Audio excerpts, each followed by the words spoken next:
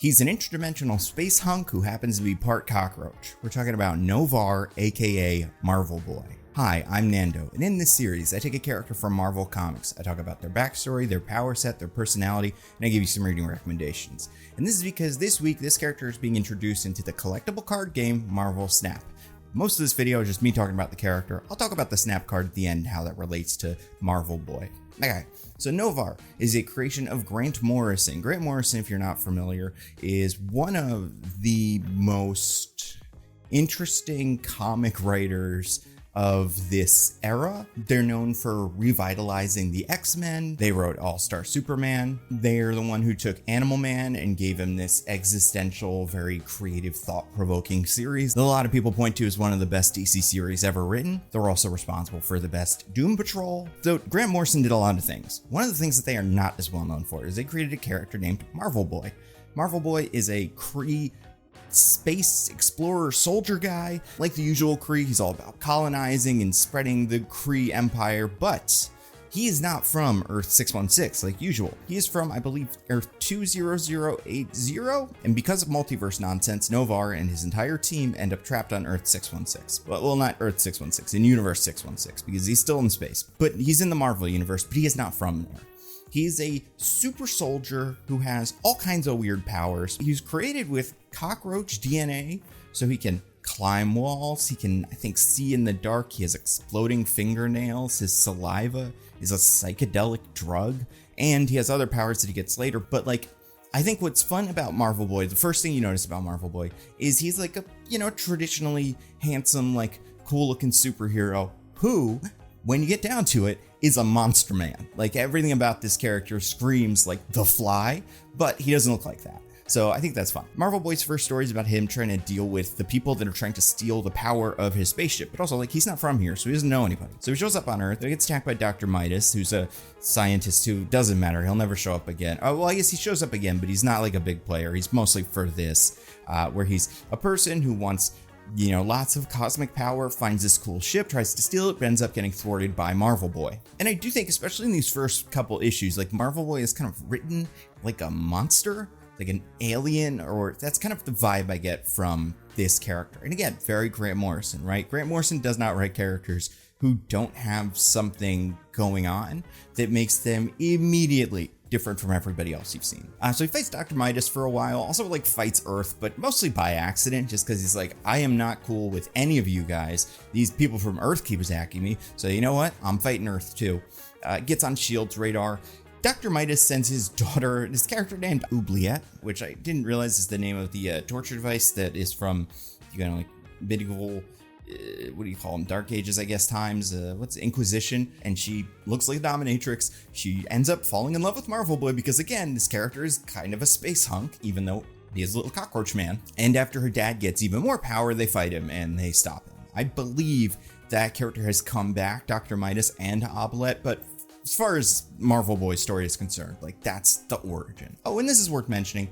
Noh-Varr is not the only Marvel Boy. Marvel Boy, the book that he is from, is actually volume 2, because back in the 50s, there was a Marvel character named Marvel Boy.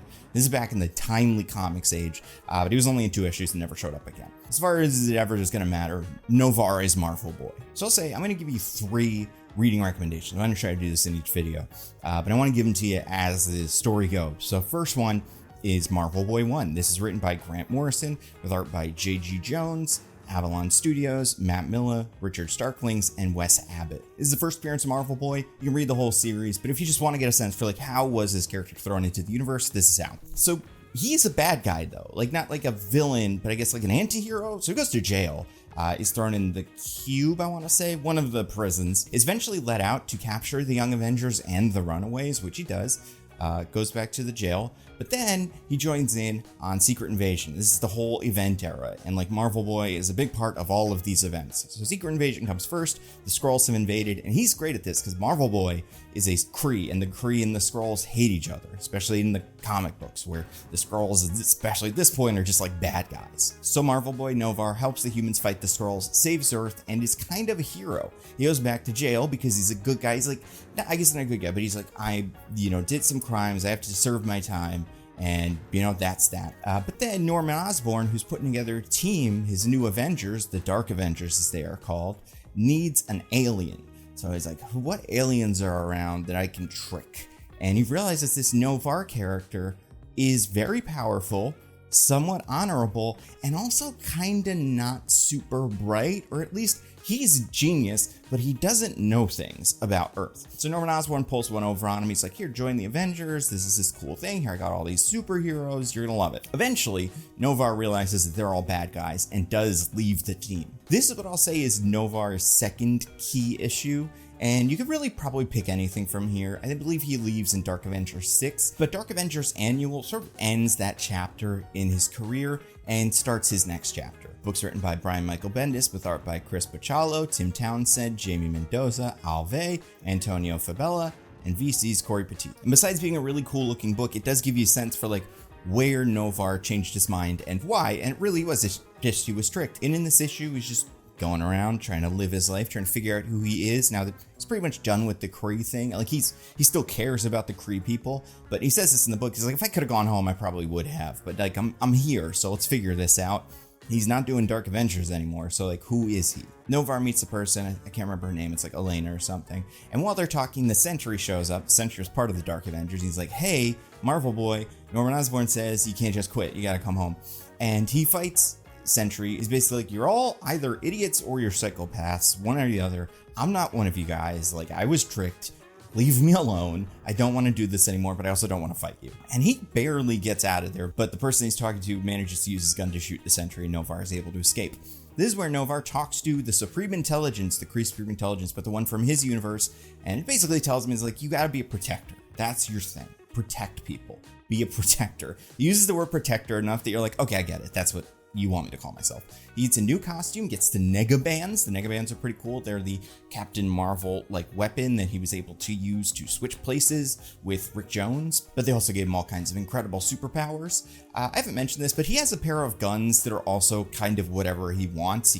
They look like regular guns, but then if he puts them, let's say, over his face, they turn into a mask. Marvel Boy also has a localized physics field or something that he can use to protect himself. I genuinely don't know what this is. Every time he explains it to a character's like, what's that? And he's like, don't worry about it. I can make a black hole. And they're like, all right, great. But like Marvel Boy's got a lot going on. So he becomes a protector, gets a new costume. It's worse. I really do think his like original Marvel Boy costume is pretty good.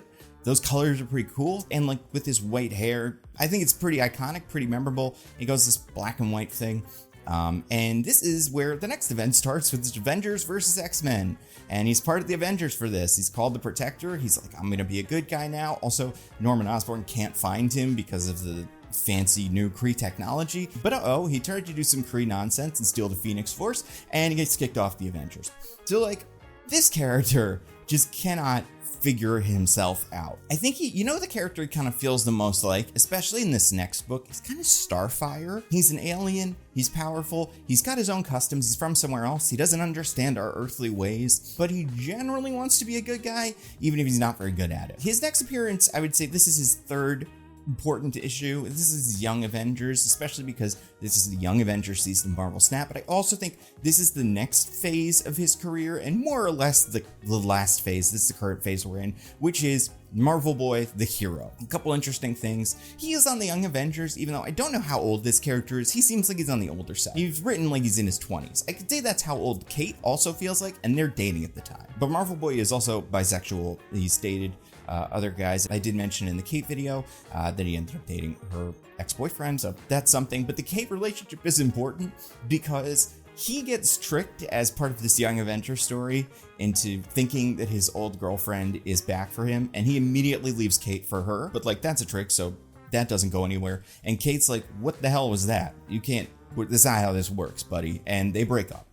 Kate doesn't really like him after that, which I get, But again, it's like that Starfire thing, like, wait, you can't do this? Is this not how it works? And it's like, no, that's not how it works. And you're going to feel guilty about this for a while. So I'd say the third important issue for understanding Marvel Boy is Young Avengers, Volume 2, Issue 1. This one's written by Kieran Gillen with art by Jamie McKelvey, Mike Norton, Matt Wilson, and Clayton Cowles. Now, there's some issues that focus more on Marvel Boy than others, but I do think this is just a good story for understanding Noh-Varr and his place in the world now, and it also gives you some information about the rest of the Young Avengers, who are other characters who we will cover. Also, it's just a really fun series. I like this series a lot. Like, I do think there's two Young Avengers runs. There's the original and then this one.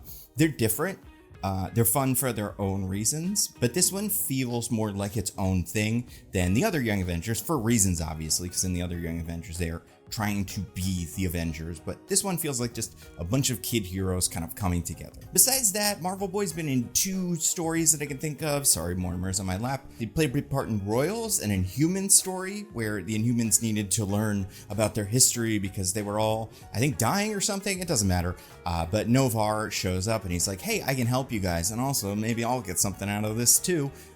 One of the things that's fun about this is at one point they're all captured by Ronan the Accuser, who is just like living on Hala, and this is like there's nobody there but him. He traps everybody in, I don't remember what it's called, like an accusation field or something, and everybody has to relive some sort of thing they're very guilty about, and for him it's Kate yelling at him for breaking up with him. So that's like, it really does weigh on this character. The other story that he's in more recently is the Al Ewing run of Guardians of the Galaxy. He's one of the characters that's brought together by Rick Rider to fight gods from another, well, they're from our universe, but they're hopping through the multiverse, and that's his hook into this story. I have seen multiple people on the internet, and I did not read this book when it came out, but he gets a little introduction, and I believe this was maybe 2020. It's not very old, but he says this whole thing, and this happens a lot in books with Marvel Boy because his powers are just all over the place. He has to explain himself constantly.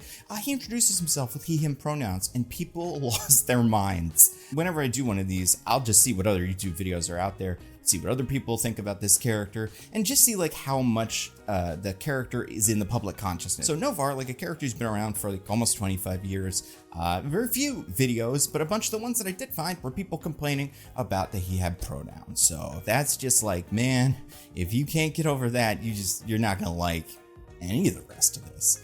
Or the future. So I don't know what to tell you. So yeah, Marvel Boy's never shown up in the movies. I assume he's been in a show like a cartoon or something, but I've never seen it. I did assume Prince Yan, back when we just knew it was being played by a K-pop star, would maybe be Marvel Boy in the Marvels, just because I do think that's the vibe I would want from a Noh-Varr in real life, is just like an impossibly pretty guy who has, you know, gross cockroach DNA powers. Like I said, personality-wise, feels like Starfire. He's got that, you know, spirit. He's also very confident, which makes sense because he has like this, you know, Captain America type, like perfectly designed warrior from his super advanced alien species. And he takes his role relatively seriously. I would say the biggest 2 problems Noh-Varr has is A, he's not from here, so he doesn't know stuff, but B, more importantly, he's still a Kree, and the Kree are a huge part of Marvel Comics. And when the Kree wants something, he kind of also wants that. So he's frequently torn between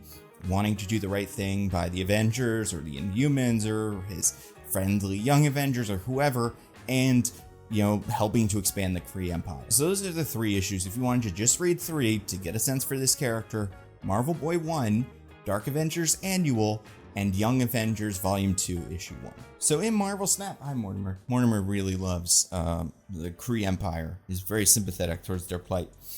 In Marvel Snap, Marvel Boy is a 3-cost 2 power, with the card text after each turn, give 3 of your 1-cost cards plus 1 power. Now this has been changed. Originally, I believe it was give all of your 1-cost cards 1+ power, and for reasons that are pretty obvious, that didn't play, because that was way too good. I'm glad I made this after the Marvel Snap developer video that talked about these characters, because I never would have guessed why they gave Marvel Boy this power. But Ben Brode in the video says Marvel Boy has cockroach DNA, so he looks out for the little guy and he empowers 1-cost cards. Seems like a stretch. I wouldn't say that's how this character works. I mean, he is the protector, but even as the protector, I wouldn't say it would work this way. If anything, it would work kind of like Kyera does, where you just protect all the 1-cost cards. But I would say what this actually ends up being functionally is it makes him work well with Kate Bishop, because Kate Bishop has arrows. So Kate Bishop gets, I believe, 2 arrows and can use those, put them on the field very quickly. So if you have a Noh-Varr, a Marvel Boy on the field, your Kate Bishop uses her arrows, then those are going to get stronger as the round goes on. He pairs well with Khazar, pairs well with Blue Marvel, any of the cards that end up in these one-cost card, decks. Very well with Squirrel Girl, because she automatically puts 3 one-cost cards on the board, including yourself. Shayna, none of these I would say are characters he has a lot to do with. He doesn't work particularly well with any of the Inhumans. He doesn't work particularly well with any of the other Young Avengers besides, I guess, Speed, because Speed hypothetically would always put a one-cost card out. So if you're like putting out a one-cost card to get Speed's bonus, and the same I guess goes for Wiccan. If you're spending all your energy, it means you're spending 1 energy on turn 1, which means you're gonna have a card there that he can buff, but I mean that's like pretty incidental. But yeah, I think part of the trickiness with Noh-Varr is he's not a character who has a lot of close connections in the Marvel universe. He's joined a lot of teams that he has either been fired from or quit for good and bad reasons. He has a lot of friends that he's ended up kind of breaking the relationship with. Like, even now, I couldn't tell you who he spends most of his time with. You know what? He worked well with Rocket Raccoon, a character who he is on the Guardians of the Galaxy with, so that's something. And he works well with Martyr, a character who he's also on the Guardians of the Galaxy with, I think. So that's also something. But yeah, it's a pretty general card. I do think this card is super useful. I don't think it's the most Marvel Boy, but again, I don't even know what that would be. My one thing, if I were maybe redesigning this card, if I were starting from scratch with Marvel Boy, it would be a mechanic that you would have to add to the game. So it would be too hard, but I would make it that he can be a 5th card on a space, because he can climb on the ceiling and stuff. He's a little cockroach man. He can walk around on the walls. Make it so that, kind of like Jeff, where Jeff, you can put him on any space with him. If you have a space that is full with 4 cards, you can put Marvel Boy on now also. I think that'd be kind of interesting. And that could also play into his pocket dimension that he could control the physics of, like he could kind of rewrite the way that spot works. But I don't know. I think this one is fine. I think it'll have a maybe decent impact on the meta, especially because a lot of the one-cost card decks are doing pretty well these days. Let's look at variants. Because you know what? I care about the variants. I care a lot. And some of the variants are cool for some of these guys. Let's look at them. First of all, I think the original artwork for him is pretty good. The one by Eduardo Mello and Ryan Kincaid. But then currently he has 2 variants, at least that I can find online. One is a Spotlight Cash variant, which I think is great. I love the color on these. Again, it's this green, purple, yellow. It's a really interesting palette that he plays with. All the Spotlight Caches for this group are by Flaviano Armentaro, who I think is a really cool artist. And I like this card a lot. But then there's this other one. I believe this is from the Royals comic. I'm not positive about this, but this is him listening to headphones, because again, he is one of the youths with the Supreme Intelligence behind him. And this one is by Chris Akana. I think it's very cool. So yeah, if you enjoyed this video, like it, share it with your friends, all that stuff. They go up early on Nebula, and then they hit YouTube. Next week is Wiccan, big character, the character who has a lot of backstory and the character who fans love. I'll also say the Spotlight Cache, Blob and Red Hulk, neither of those are characters he's good friends with. Both of those cards are very good. I think this might be one of the better Spotlight weeks in the month, although I actually think the Speed one, see, the problem is I don't think Speed is as good of a card, but like his week with Jeff and Iron Lad is great. Loki Pixie with Wiccan is okay. I like that they're all like little magic users. That's kind of fun. Then Hulkling Cannonball Nimrod is interesting, but not as good as you would expect. So yeah, I do feel like this might be the strongest week for Spotlight Caches, which is interesting. So thank you all so much for watching. I will be doing these forever and do all kinds of other stuff on this channel and my channel Nando V Movies, which you can find on YouTube and Nebula and everywhere. Thank you so much for watching. I'll see you next time. Bye.